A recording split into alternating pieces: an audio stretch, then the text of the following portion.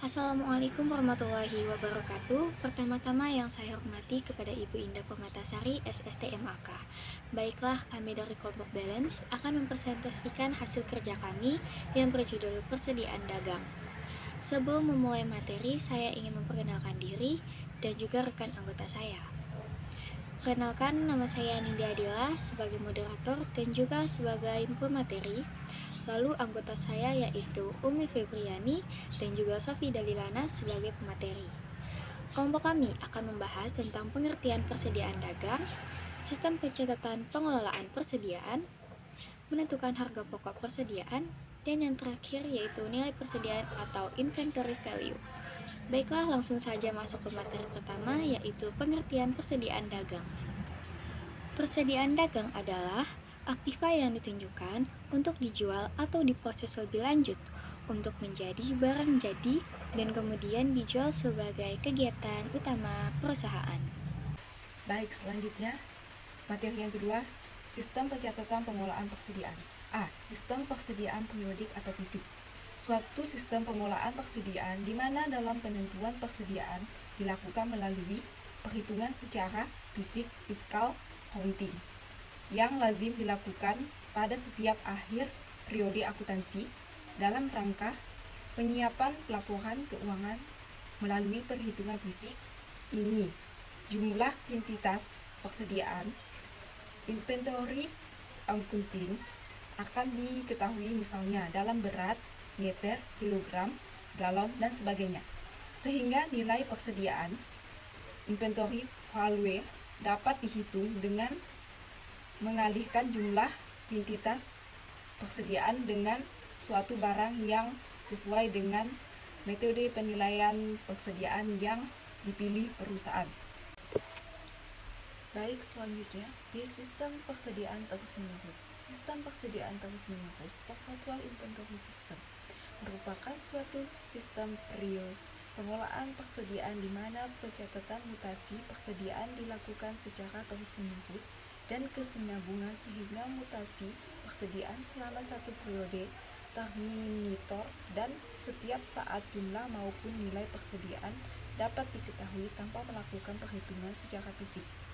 Dengan sistem ini, maka seluruh mutasi persediaan selama satu periode akan dicatat dalam akun persediaan inventory account.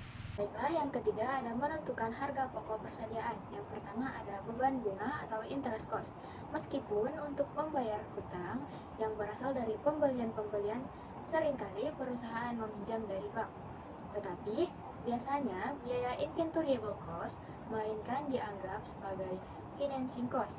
Nah, dasar pemikiran ini dapat dijelaskan dengan pedoman umum, yakni siap digunakannya barang yang dibeli adalah pada saat tibanya barang-barang tersebut di gudang pembeli. Sedangkan hutang si pembeli baru dibayar sesudah barang itu di gudang, dan biaya bunga baru dihitung mulai pada siap barang tersebut. Siap untuk digunakan tidaklah sama dengan saat dibayarkan. Nah, yang kedua ada diskon sebagai pengurangan harga perolehan. Nah, diskon ada dua jenis, yaitu trade diskon dan cash diskon atau sales diskon. Untuk perlakuannya akan mengurangi harga perolehan. Perlakuan akuntansi terhadap trade diskon tidak terlalu banyak masalah karena berapa jumlah yang harus dibayar, maka jumlah itulah yang akan dicatat. Tetapi terhadap cash diskon, perlakuan akuntansinya dapat digunakan gross atau net method.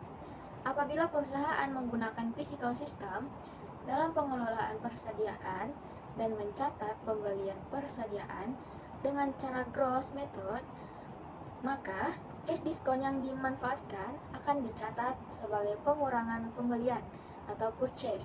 Sedangkan apabila digunakan net method, maka cash diskon dicatat langsung dengan mengkredit inventory. Baiklah, yang keempat ada nilai persediaan atau inventory value. Yang pertama ada last in atau first out, LIFO.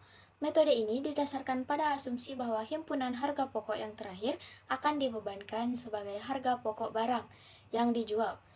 Dengan demikian, nilai persediaan yang akan disajikan pada neraca merupakan himpunan kos yang berasal dari pembelian-pembelian yang pertama. Sebagai contoh, pada tanggal 1 Januari, suatu perusahaan mempunyai persediaan sebanyak 200 unit seharga 100. Pembelian dan penjualan selama bulan Januari adalah sebagai berikut. Pada tanggal 12 Januari, sebanyak 400 unit dengan harga 120. Tanggal 26 Januari, 300 unit 110. 30 Januari, 100 unit dengan harga 120. Dan pada penjualan tanggal 16 Januari 500 unit dan tanggal 29 Januari 200 unit.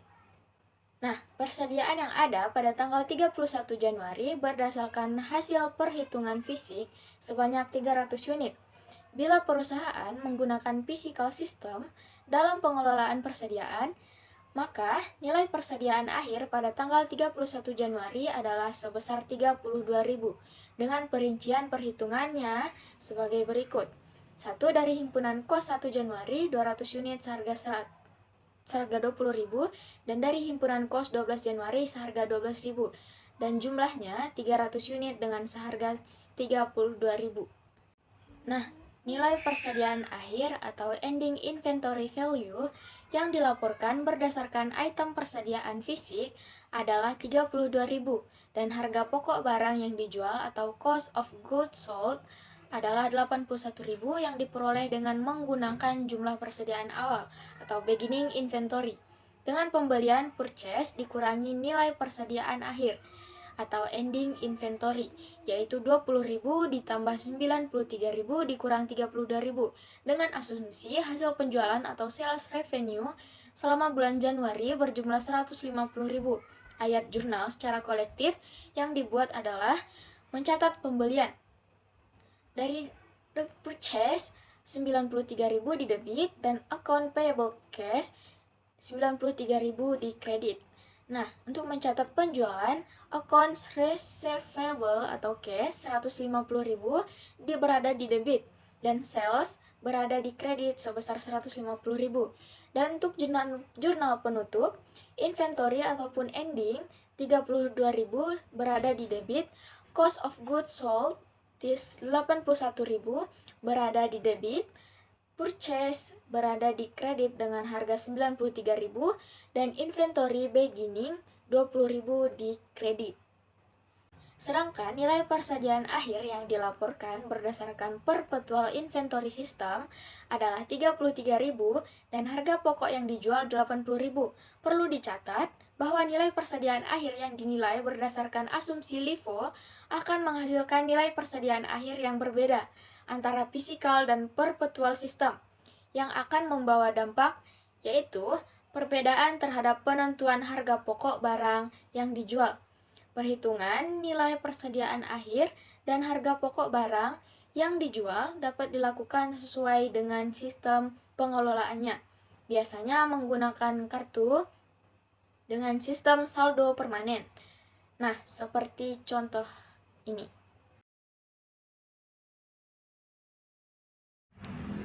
Yang kedua, first in, first out, atau FIFO. Berdasarkan asumsi ini, harga pokok yang harus dibebankan sebagai harga pokok barang yang dijual adalah himpunan harga pokok yang berasal dari pembelian-pembelian yang paling awal.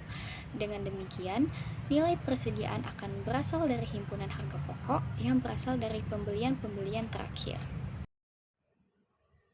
Contoh soal, sebagai contoh seperti pada LIFO di atas, bila perusahaan menggunakan sistem persediaan secara fisik atau physical system, maka harga pokok yang akan dibebankan sebagai persediaan pada tanggal 31 Januari adalah dari himpunan kos 30 Januari 100 unit, 120 yaitu 12.000, dari himpunan kos 12 Januari 200 unit seharga 110 yaitu 22.000, 12.000 ditambah 22.000 sama dengan 34.000.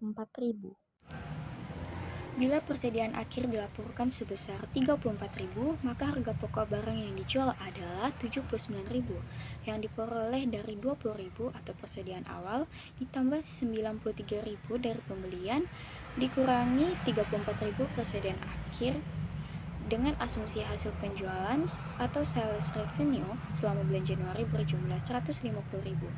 Ayat jurnal atau secara kolektif yang dibuat adalah purchase 93.000 di debit, accounts payable atau cash 93.000 di kredit, mencatat receivable atau cash, accounts receivable atau cash 150.000 di debit, sales 150.000 di kredit. Jurnal penutup, inventory atau ending 34.000 di debit, cost of goods sold 79.000 di debit, purchase 93.000 di kredit, inventory atau beginning 20.000 di kredit. Sedangkan bila menggunakan sistem persediaan terus-menerus, nilai persediaan akhir pada tanggal tersebut seperti di bawah ini. 3. Average cost. Metode ini berdasarkan pada suatu asumsi bahwa ini persediaan akhir merupakan himpunan harga pokok rata-rata dari persediaan itu sendiri, sehingga baik nilai persediaan maupun harga pokok barang yang dijual selalu akan mempunyai bagian yang sama terhadap harga pokok yang terhimpun dari persediaan tersebut. Dalam sistem persediaan terus-menerus, asumsi ini dikenal dengan istilah metode rata-rata bergerak Movic average metode. Karena harga pokok per unit akan selalu berubah setiap terjadi mutasi dalam persediaan, sedangkan berdasarkan sistem persediaan periodik, metode ini dikenal dengan istilah metode harga pokok rata-rata tertimbang weighted average cost metode. Karena untuk mendapatkan harga pokok per unit, maka persediaan awal serta pembelian harus dijumlahkan dalam suatu himpunan harga pokok keseluruhan dibagi dengan jumlah himpunan unit persediaan secara keseluruhan. Dengan demikian, hasil yang diperoleh sangatlah kurang tepat karena diabaikan faktor jumlah unit persediaan yang terlibat dalam himpunan persediaan itu sendiri. Sehingga apabila metode ini diterapkan pada fiskal dan perpetual sistem akan memberikan hasil yang berbeda. Contoh soal average cost.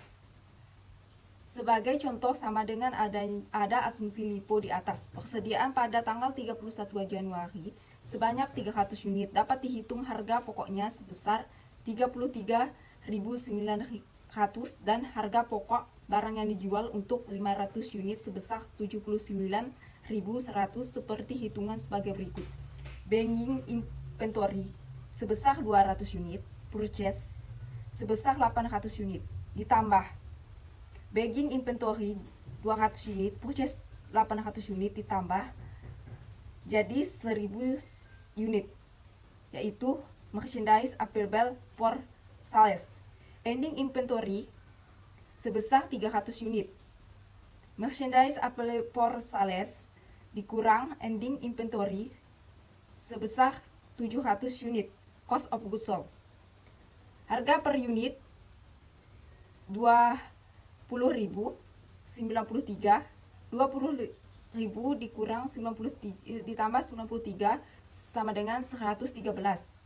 Dikurang ending inventory-nya 33.900 sama dengan 79.100. Contoh soal kedua, dengan asumsi hasil penjualan selama bulan Januari berjumlah 150. Ayat jurnal secara kolektif yang dibuat adalah mencatat pembelian purchase pada account payable sebesar 93, mencatat penjualan account receivable pada sales 150 juta. Jurnal penutup, inventory ending, cost of goods sold, purchase inventory sebesar 30.900, cost of goods sold sebesar 79.100, purchase 93.000, inventory beginning sebesar 20.000. Baik, sedangkan apabila dihitung berdasarkan sistem persediaan terus-menerus akan diperoleh nilai persediaan akhir 300 unit dengan harga 34.160.000 dan harga pokok barang yang dijual 500 unit sebesar 78.833 seperti tampak di bawah ini. Dilihat tabel berikut ini. Ada tanggal 1 di persediaan terdapat 200 unit di quantity. Full-nya 20.000. 20.000 dibagi 200 dapatlah 100 price. Tanggal 12 ada pembelian sebesar 400 unit kuantitinya dan volumenya 48. 48 dibagi 400 dapat 120 freeze. Seterusnya di persediaan 200 dikurang 400 sama dengan 600 ditambah 400 sama dengan 600 di kuintinya. 20.000 ditambah 48 karena pembelian, makanya ditambah 68. 68 juta dibagi 600 dapatlah 113,33. Tanggal 16 ada penjualan. Kuantitinya 500, fullnya 56.665. 565 dibagi 500 dapatlah 113,33. 600 dikurang 500 sama dengan 100.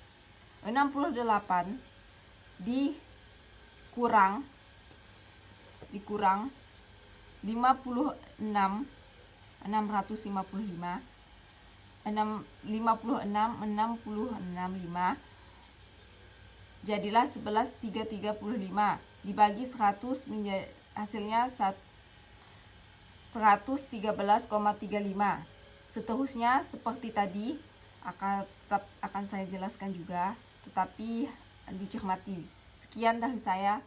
Terima kasih. Saya berikan ke moderator.